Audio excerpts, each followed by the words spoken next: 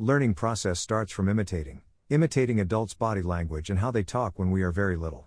Imitating famous paintings when I was in art school. Imitating others' technique or methodology when you find yours not quite working out, so on and so forth. Once you have done that imitating phrase for practice, you should then start implementing your own concept, methodology, or interpretation in your works. I went through the same process when I started scale modeling. Historical and vehicular accuracy was never my focus.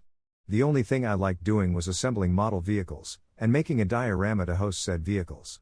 Despite accuracy of important aspects out of the equation, I would still need to come up with ideas for a setting. This diorama is one of my early works, entitled We've Got Company. This is a diorama called Winter by a Japanese model artist Koji Ito. As I was not matured enough to develop my own concept for a meaningful setting, I took inspiration from this particular piece of Koji Ito.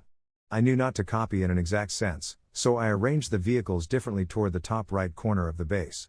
The 88 flak in my diorama is towed by a leichte Zugkraftwagen Sonderkraft Fahrzeug 11, with a bit of activity on the cargo bed. In Mr. Ito's diorama, the 88 flak is being pushed up a hill whereas mine has been deployed and ready for combat. Mr. Ito's crews are more disciplined as opposed to my guys who litter all around. This soldier points to the 88 flak, reinforcing visual flow back to the gun as it is the focus of the diorama, while that dude in my diorama points to the outside, kind of adding a side plot that makes you wonder what's up with where he points to down the road outside the diorama.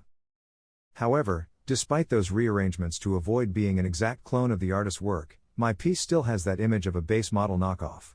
This is so, because I just changed minor details for the sake of change just to be different without a meaningful motivation. Now I'm almost into the second decade of scale modeling, and I have refined my concept development process when making something inspired by others' works.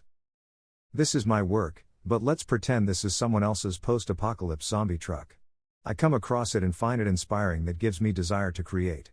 While rearranging details still remains true to avoid being an exact copy of the original, inspiring work, I would now put more efforts into incorporating my own elements such as interpretation, concept, story setting, choice of material, rendering methodology, and even graphic design if applicable.